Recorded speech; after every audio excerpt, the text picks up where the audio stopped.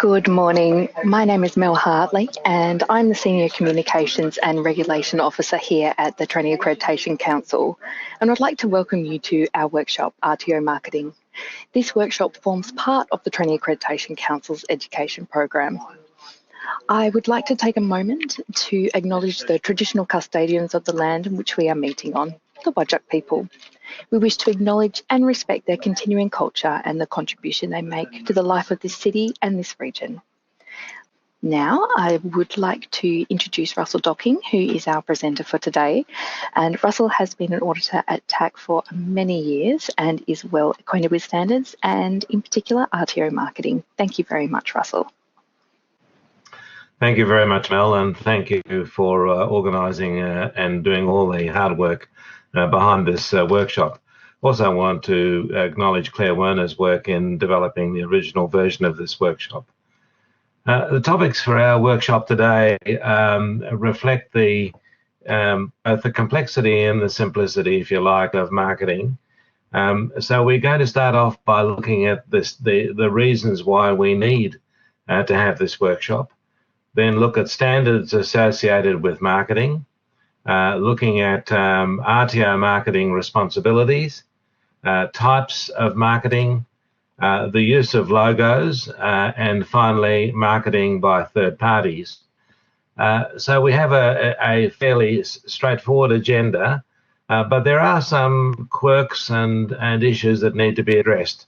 And one of the reasons we need this workshop is because evidence from audits and also evidence from a specifically targeted marketing audit reveals that there is quite a reasonable level of compliance, but nonetheless also an unreasonable, if you like, or concerning level of non-compliance across the board. So if you look at the grey sections on this chart, they are the levels of non-compliance against various requirements.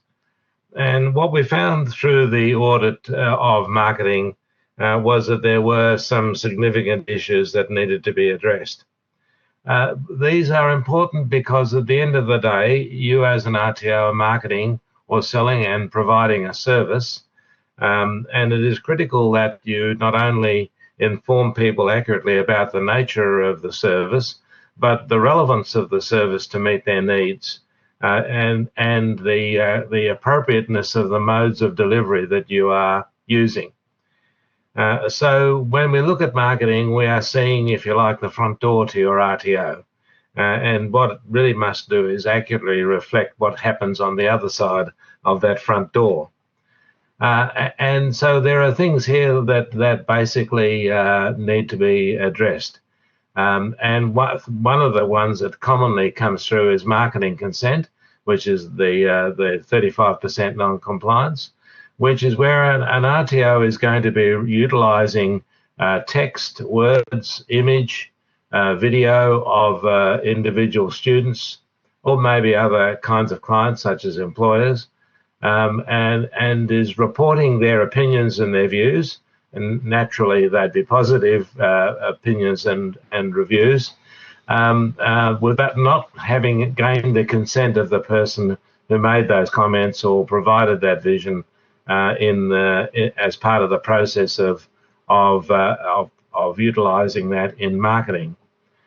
Quite often, we're seeing that the RTO code of the RTO itself, that is the number that identifies you as an RTO on the national system, is often not included.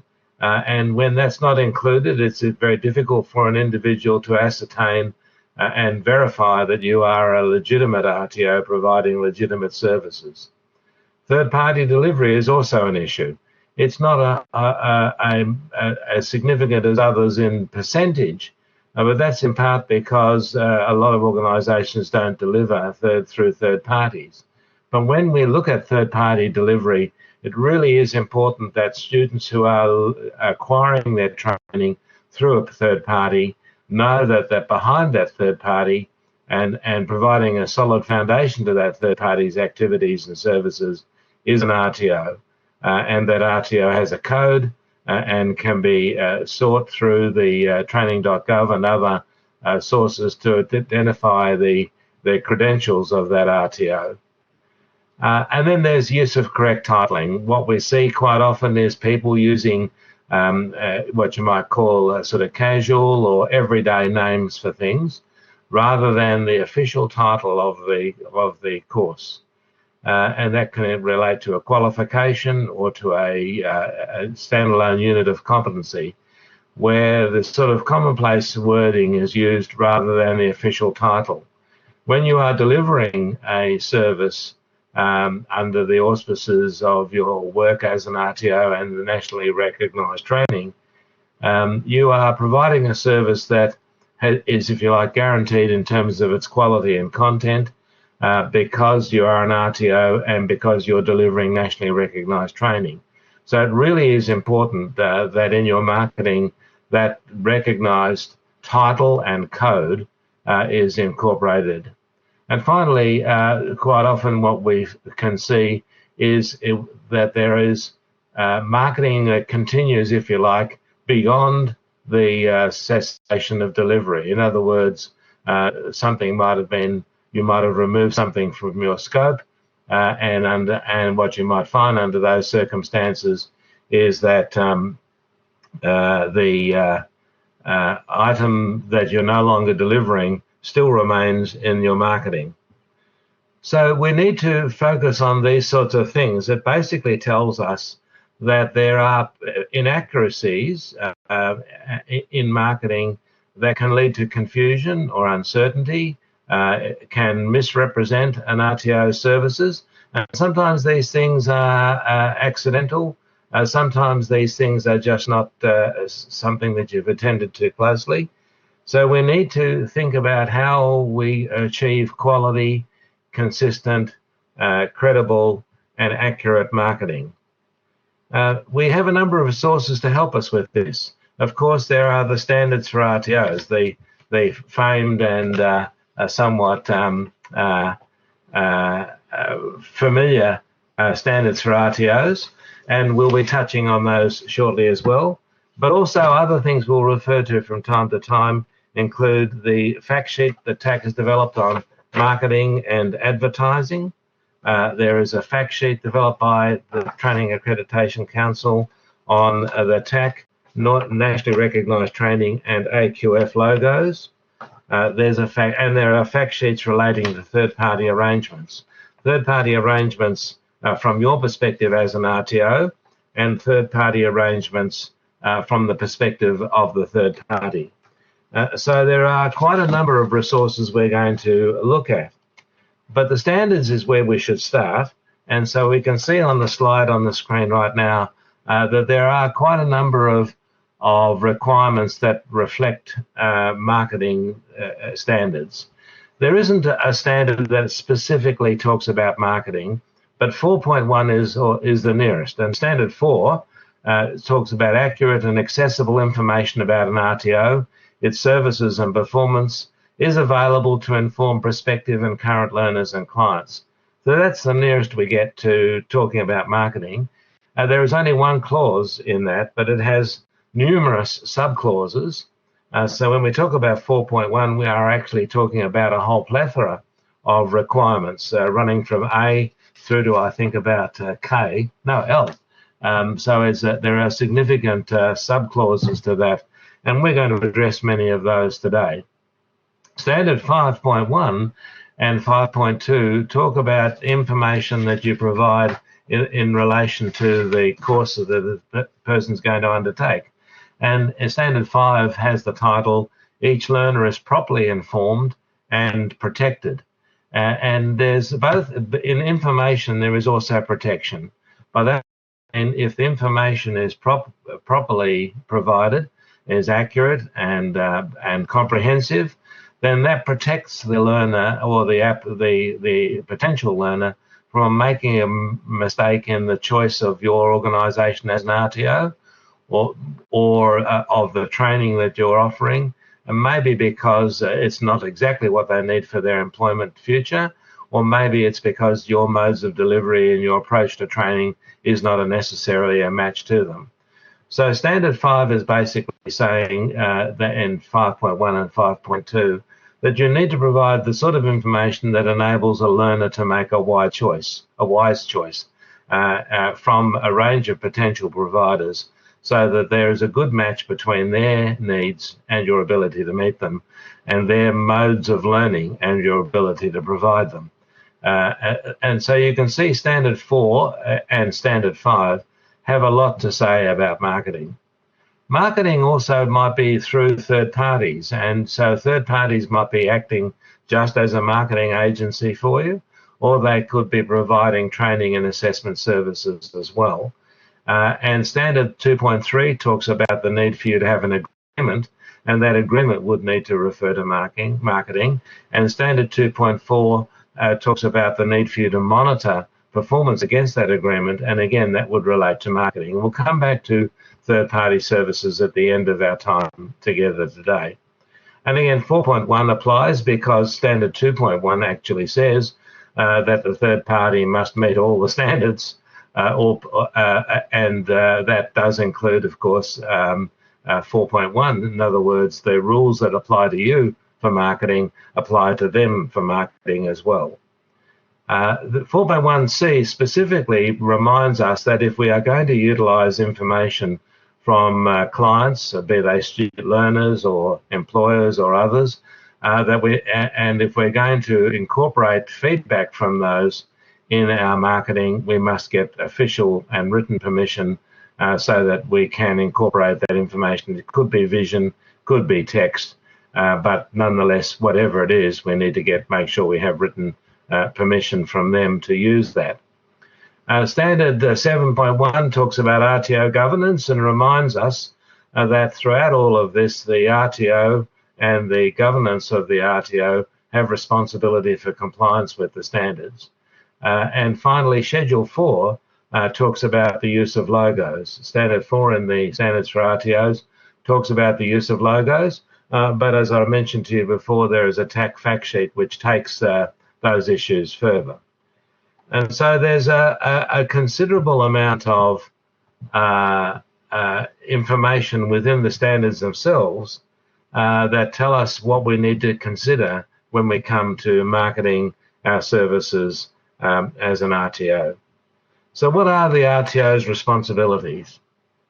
If we look at the RTO's marketing responsibilities, we will be able to see in this next slide as it comes up, first, that we must make sure that we include our RTO national code. This is basically our stamp of approval. It says that fundamentally we are an RTO, that we are regulated by ASQA or by the Training Accreditation Council or by the Victorian Authority. And so that gives an individual confidence that this RTO is real, is quality assured, and so that the marketing that is being provided is of a course and of services that are quality assured through a regulatory process. The second thing is that we must make sure that there are, or you must make sure that there are correct course code and title as it's listed in the TGA. Now, this does not mean it has to be the same face, but it does have to be the same alpha and the numeric code and the same text as the title. Sometimes they're a bit wordy and sometimes they're a little bit obtuse, but fundamentally what you're delivering as an RTO is not your product, but is a nationally recognized product, and therefore it's critical that you reflect that nationally recognized product accurately through its full code and through its title. And it's in that order, code first, followed by title. That's how it's understood. Now, that doesn't mean that you only ever refer to it in that way, but it must be patently clear to anyone who's looking at the marketing what the actual product you're marketing is. And the best way of doing that, and indeed the required way of doing that, is through the code and the title as listed on TGA. The third marketing responsibility you have is that you must get permission, as we've said before. And this is really important because quite often people have kind of general photographs of students undertaking training or students being filmed with a bit of equipment. And those sorts of accidental or, if you like, casual photographs or video still require permission, because fundamentally what you're saying is this person undertook the training with us and this person is happy for their image to be incorporated in your marketing. So you must always make sure that you get the necessary permissions of anyone who's incorporated in a video or photograph or provides text or feedback that you incorporate in your marketing.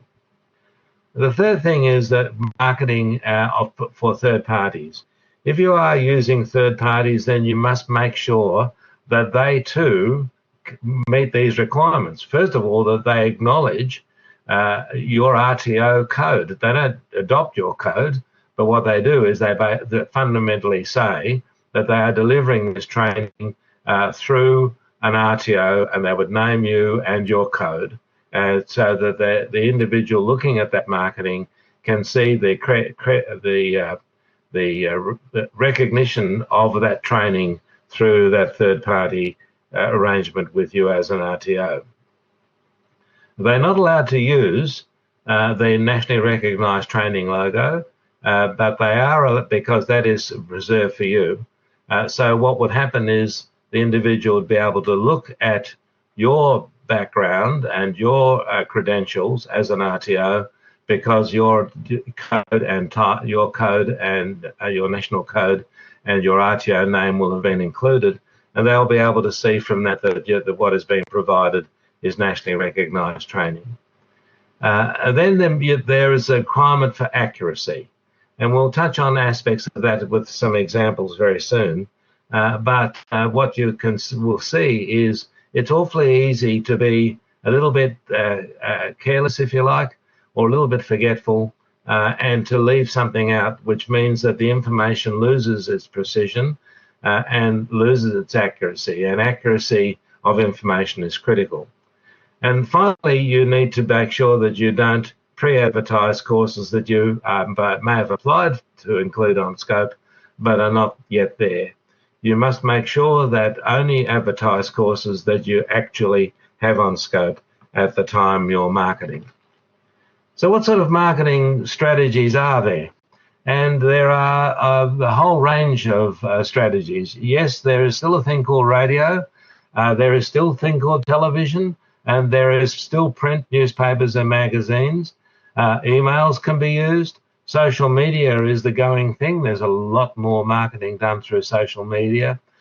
Search engine marketing and pay-per-click advertisements, websites, and through influencers. So just pause for a moment and think about what sort of media you use in your marketing. You've got a little poll there that you can respond to, and we can get a sense of what you're using now. Okay, so we are seeing a strong use of website and some use of social media and some use of radio and television. At this stage, not much on newspapers and magazines. And when you think about the way in which courses are delivered these days, website is logically the strongest way through which things can be done. So thank you for that. So let's look at these marketing examples. Starting off with the website, which is where you started off because it was your strongest response. You may find it, this is one of those sort of games that you used to find in old-fashioned magazines, where it says that there are 9 things wrong on this page. Can you find some of those things? Now, I might say some of them are a bit obscure because you'd have to do a bit of research to find out, but there are 9 errors in these of website information. Let me just walk you through what is in my list of 9. So it is true that there are out-of-date codes. Thank you, Jazelle, you've picked that one. There are certainly missing codes, which is a problem. Sometimes the actual codes and titles are not the same as on the TGA website. It's not clear whether the courses are nationally recognised training and what are not. So some things might be nationally recognised training and others are not necessarily. It's hard to tell unless you've got a code. There's also the issue of claiming 100% guarantee, job guarantee. That is certainly not possible. However, it is possible if the RTO is associated with an employer. So I will say that there are circumstances where you have an employer-based RTO and where they do guarantee work, but that is not the usual situation. Claiming to be the number one RTO is a claim which would be very hard for them to substantiate. Certainly, probably their opinion, but not one that necessarily is borne by evidence. The incorrect use of logos, and it's already been mentioned that the AQF logo can only be used for a qualification. It can't be used for individual units of competency because they are only leading to a statement of attainment and not to a qualification. And the logos themselves are not being very clearly represented. And finally, there's no RTO code. So one has no way of knowing whether this organisation is legit or is an organisation that is pretending to be an RTO. And you might find it strange, but there are organisations that do that. And that harms every organisation's credibility. So it really is important that you represent your status properly through incorporation of your RTO code. Second example that we're going to look at is in email. And once again, when we look at this email, we could reflect on what sort of problems might occur here. When is it going to be delivered? We don't know. I mean, it's 20th of August this year or next year or when. So there is imprecision, Philip has picked up here, and the cost of training is not mentioned. So there's a lack of information here that would enable an individual to make a wise choice. So in terms of Standard 5, this is not providing the sort of information that a person would be able to use to make a wise choice. There's a lot of information missing. First of all, we don't even know if this is nationally recognised training. So if this was not nationally recognised training, then the NRT logo on the bottom right-hand side would have to be removed. Then it would be legitimate, and that's why I say there could be just one problem. They could offer a non-accredited manual handling training program. That would be all right, so long as forklift there referred to one of those walk-behind forklifts, that is used as distinct from an actual forklift truck. If it's an actual forklift truck, then that's covered by high-risk work license conditions, and they would not be allowed to deliver that unless they were an RTO and they had it on scope, and then it would be nationally recognised training. But if it's forklift in the sense of a small push-along item, then that might be all right. So we have a problem here as we really don't know the status of this training. So if it is a nationally recognised training course, then it needs to have a code and proper title. If we are going to do that, we need to make sure that we then do incorporate the nationally recognised training logo. It would have to be a high-risk license course if it was delivering forklift truck operation, and there's no RTO code. So if there was nationally recognised training being delivered, we would need to see an RTO code. So that there fundamentally, there's an awful lot of confusion and uncertainty in this document. As I said before, it might be just a sort of an in-house thing, in which case it could be legitimate. But as soon as it moves into, say, forklift trucks, then it has to be nationally recognised training. Then it would have to be an RTO with an RTO code. Then it would have to include the code and title of the units of competency that were associated with this program. So you can see that it's just altogether too informal, and that leaves too many questions that are not answered and lacks the sort of precision. So we have a problem with that email. Again, a lot of people say to me, oh, well, we don't want to put too much technical stuff in. We don't want to put too many codes and so on in, because that scares people off. the point about it is that you can talk about it in a casual, friendly way, but you still have to put in the information that accurately shows the credibility of you as an RTO and the credentials of you as an RTO and the credibility and credentials of the courses you're delivering. So there's a mixture that is possible of kind of laid-back marketing along with rigorous and informative and accurate information. And that's the sort of balance you need to strike, whatever medium you're using. So the next example is from social media. We've identified 4 problems with this. Again, if you'd like to have a look at this, I think, yes, sorry, Camille, if I can just comment, it says a statement of completion, not a statement of attainment. So fundamentally, if it was a statement of completion, that would mean that it was not really an RTO, not really providing nationally recognised training. But if it was, of course, then it would have to change from statement of completion to statement of attainment. So that it's sort of looking a bit like it's masquerading as an RTO and as nationally recognised training without actually being what it is. Marketing example from social media is on your screen at the moment. And we've identified 4 issues here in relation to this particular qualification. You might identify others, but can you have a look at this one and see what you think? So Andrea, you're spot on. The RTO code is missing, so not know the credentials of this organisation.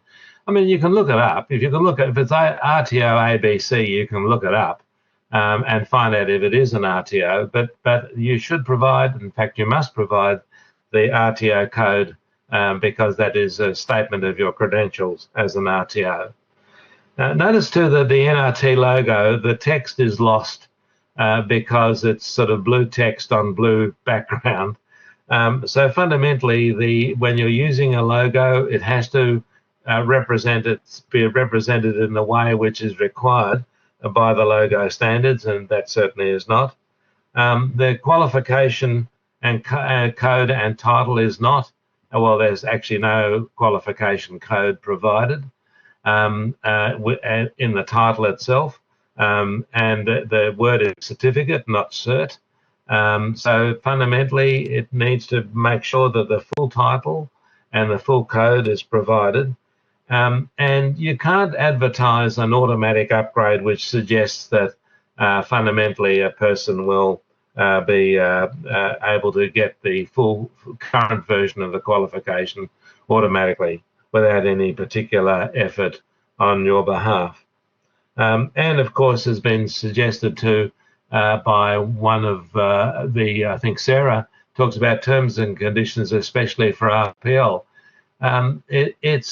RPL, of course, does constitute a different line of delivery, and one would hope that the person could get access to those terms and conditions in relation to RPL through some other strategy. So there are lots of different social media that you can use: Facebook, Twitter, LinkedIn, YouTube, Instagram, and all of that must include your RTO code because that gives credibility to the information provided on the media, and you need to make sure that where you are initiating contact, you always include your RTO code. If you are responding to someone else's inclusion, like making a reply to a response to this, you don't have to then continue with your RTO code. In other words, once you've established contact with somebody, established your credentials through the inclusion of your RTO code in that initial contact, you don't need to keep on including your RTO code. But you certainly do need to at that initial contact, because that's how the person with whom you're communicating knows you're a legit organisation. And you must always make sure, certainly in that initial contact again, that your full training product title and code is incorporated. Then you'll go to television, radio and cinema, and yes, you might find it difficult to believe, but they still exist. Television, radio, and cinema is often used, and we can't really provide you with an example because that would involve either an audio track or a video track. So we're just going to reflect on the sort of problems that might occur. First of all, no matter where you're advertising in these, you need to include your RTO code. And that may sound strange because in radio, you would need to have your RTO code spoken so that it was clear that you were part of the network, if you like, of RTOs. And that could be at the beginning, but it might well be as a sort of disclaimer at the end of the advertisement. So you might, that little hurried bit of tech voice that is often at the end of an advertisement might then include your RTO code. Again, if anyone is appearing either in vision or audio in television, radio, or cinema, then you must make sure that you get consent for their inclusion in the advertisement. You need to make sure that information about the way in which the course is delivered and the duration of the course is accurate. You must make sure that any implication that you make about employment outcomes following completion are not misleading. And finally, you need to make sure that that anything that you do market is on your current scope of delivery. So we now need to think about the sort of claims that people make, and dare I say, wild claims. And there are 5 examples of claims. And again, what I'd like to do is pause and ask you to reflect on these claims. What do you think are the issues with these claims? So if we go back over these, we can see firstly that the first claim is simply unacceptable because when it's outside the control of an RTO, you cannot guarantee a job. And that is really critical. You mustn't make promises that you can't keep. But notice I had that little proviso, which is where this is outside the control of an RTO. There are some RTOs that have relationships with employers which enable them to guarantee it, but that would be a rare circumstance, although it does happen. On successful completion of the required training, the individual will receive a security officer's license. Well, again, a little proviso needs to go. It will be eligible to receive a security officer's license because fundamentally the award of a license is outside the responsibility of the RTO. And that's really true of all of the licensing qualifications. Completion of the required training, in most cases a unit of competency, but sometimes a whole qualification. The person is then eligible to apply for a license, but it is outside the jurisdiction of the RTO and indeed outside the jurisdiction of the regulatory authorities that are managing the system to actually issue that license. So it certainly cannot be made, a claim like that cannot be made without a conditional statement. You cannot guarantee that training will happen within a very specific time, but you can give an indicative time, but you need to be careful that that there is some kind of promise that you can't keep. And I might say, by the way, that it's something we come across in general terms, that people are offering training and saying the course will take 1 day, and then it turns out that it's going to take more than 1 day. And quite often it's going to cost this amount of money for the 1 day, but it's going to cost more for the extra days. That's not only misleading advertising, but it's very harmful to the reputation of training when people are made an offer which in fact is really just an inducement to get involved rather than a realistic statement in terms of what it's going to time it's going to take and what cost it's going to take involve.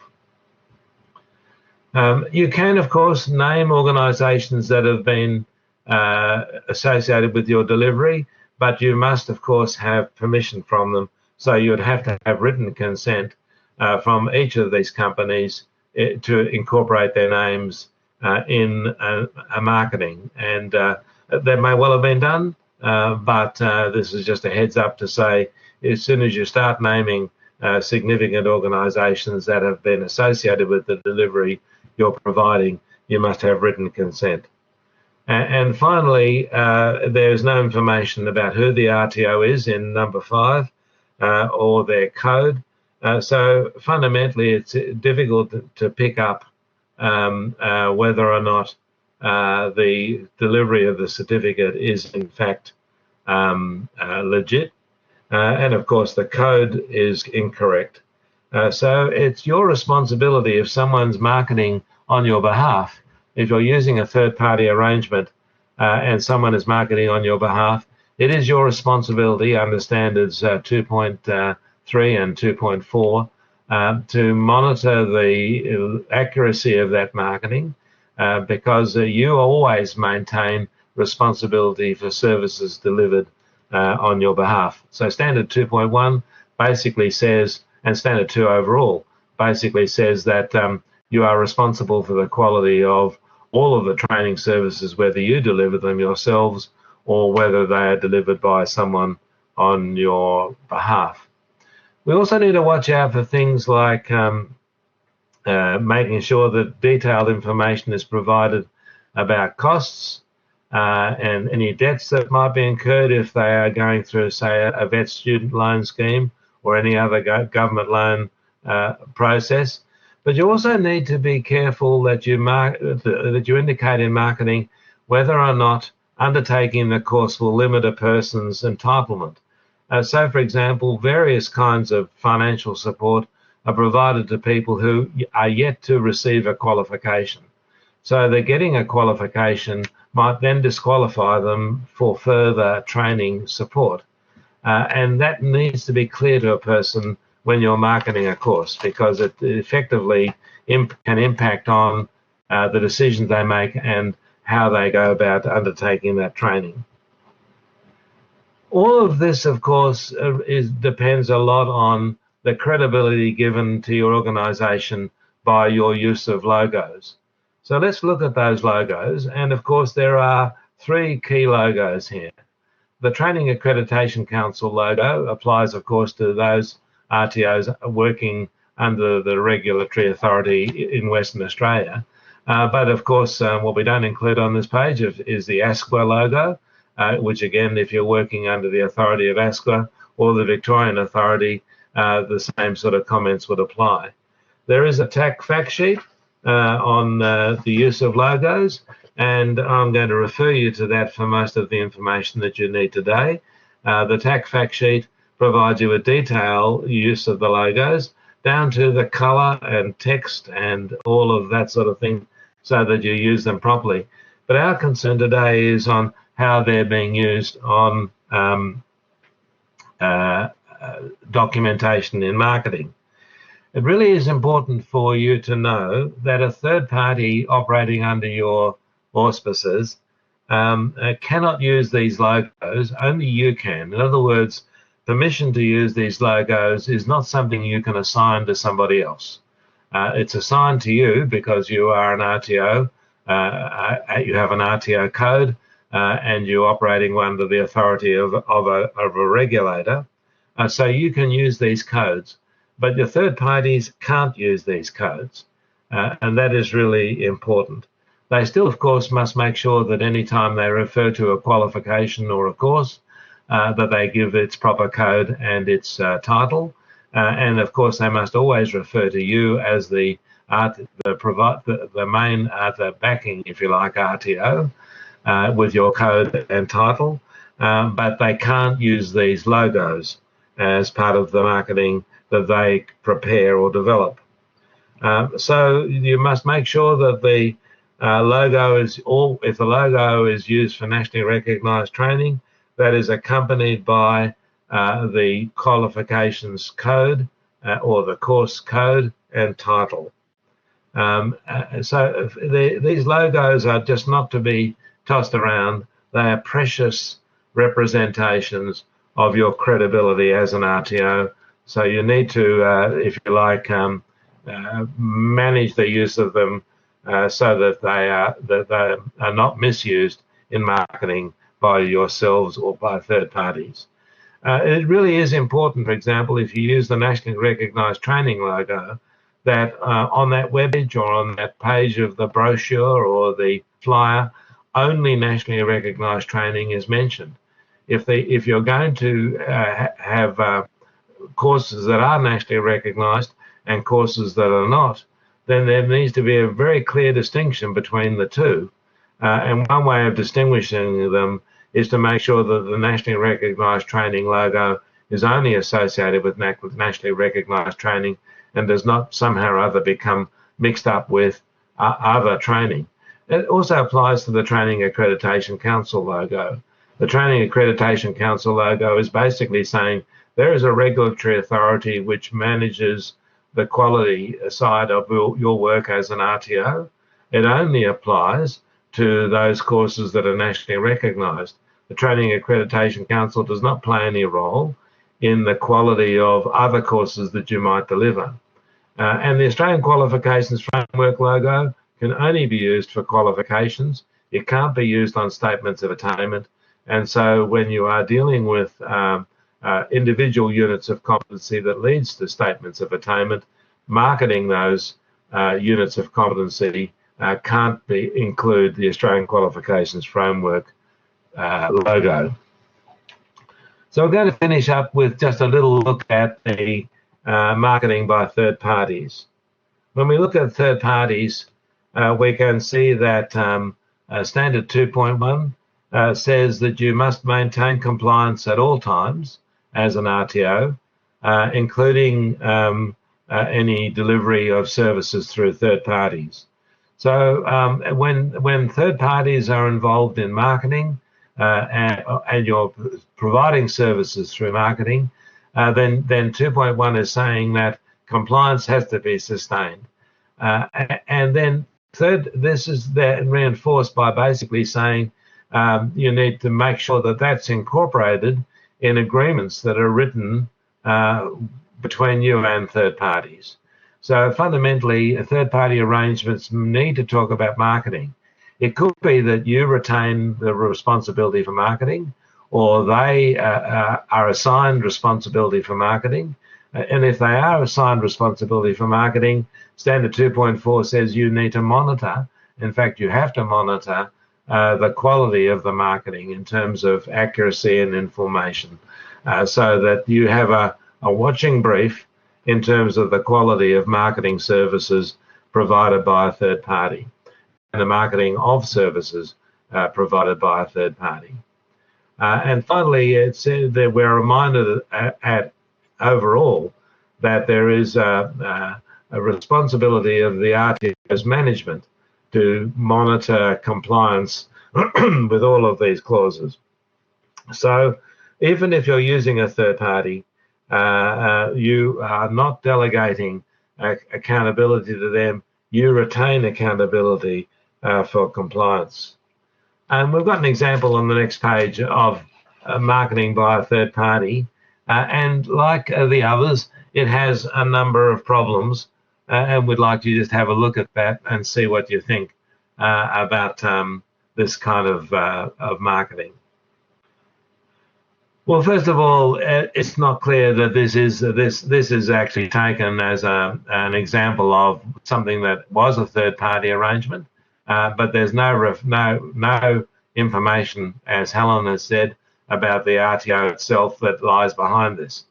So it's not impossible that they are offering maybe product-based training courses, but if it's talking about licensing, education, and awareness, well, I mean, it does sound like something more formal, but we have no idea what the licensing is. We have no idea whether there's a regulatory authority associated with it.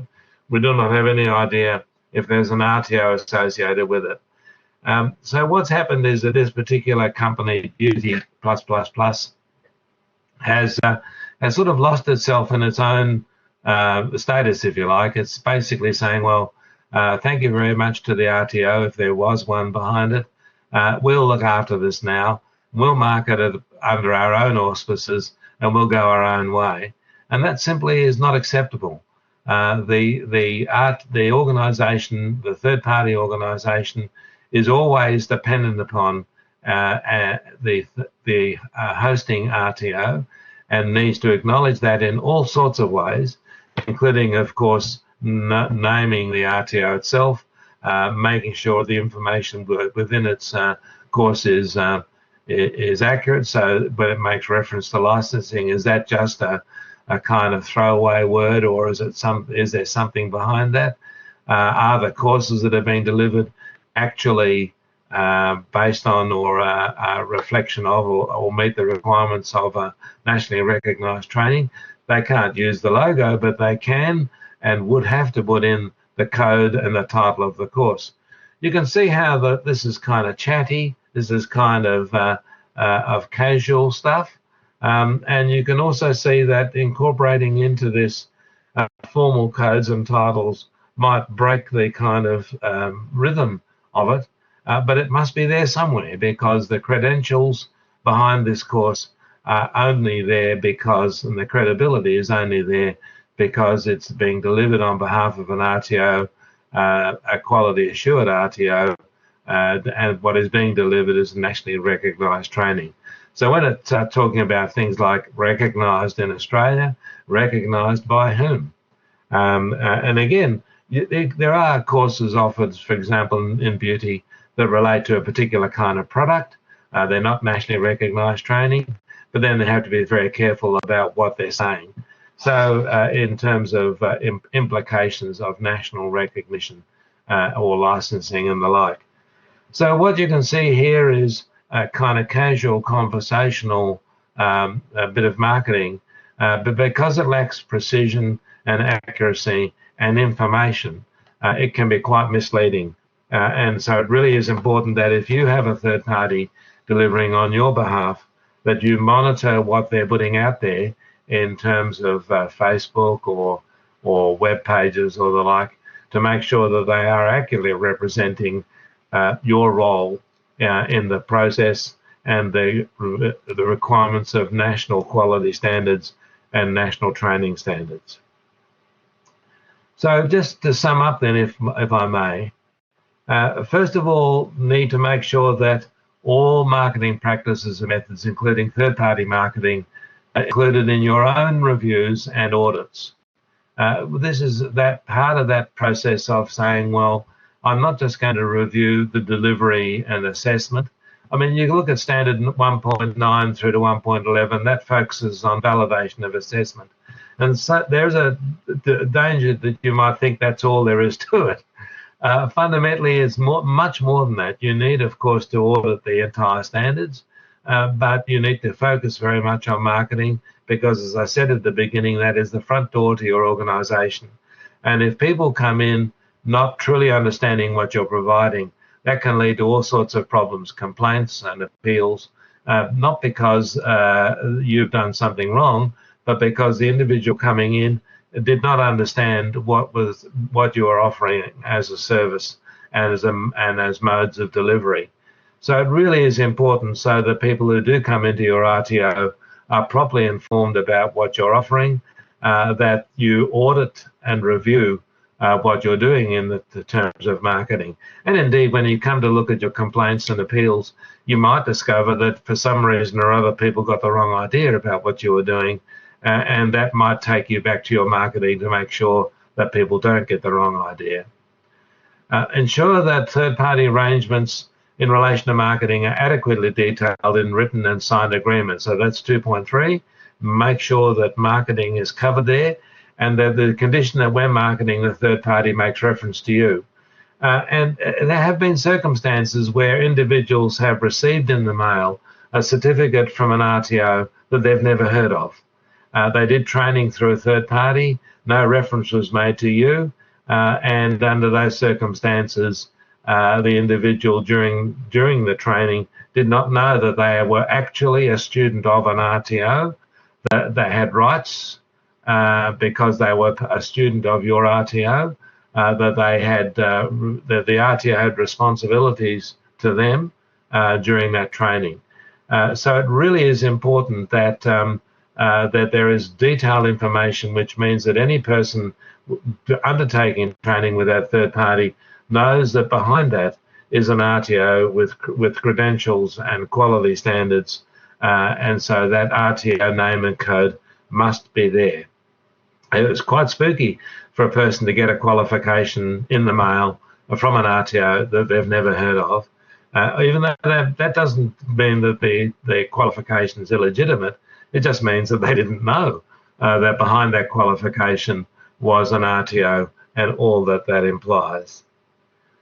So make sure all marketing mediums are consistently reviewed. So there are, if you're using a range of marketing mediums, you need to make sure that they're consistently and constantly reviewed for consistency. In other words, they need to be compatible with each other and with what you're doing. So you need to make sure that you look across the range of mediums that you use. And make sure you do not pre-advertise courses that are not on your RTO scope. And of course, that also applies to post-advertising, if you like. When something has gone from scope, you need to make sure that your marketing quickly responds to the fact that you've removed something from scope, so that you no longer represent that as something that you provide as an RTO. Hopefully that's given you something to think about today, and I'll refer you, of course, to the documentation that I mentioned at the beginning, the standards for RTOs. I didn't mention that there's a TAC user's guide for the standards. Basically, it takes each of the clauses of the standards and expands on why that clause is important, what that clause means, and how you can achieve compliance with that clause, and what sort of things auditors would be looking for in relation to evidence of compliance with the clause. So it's quite a substantial book, but it is set out in the same order and clause by clause from the standards. So you don't have to read it from the beginning to the end, but you can just go to the bits and pieces that you're concerned about at the time. And of course, a good deal of information in there is about marketing and the sort of things that we've covered today. And then there are 3 TAC fact sheets, and in fact I've added a 4th.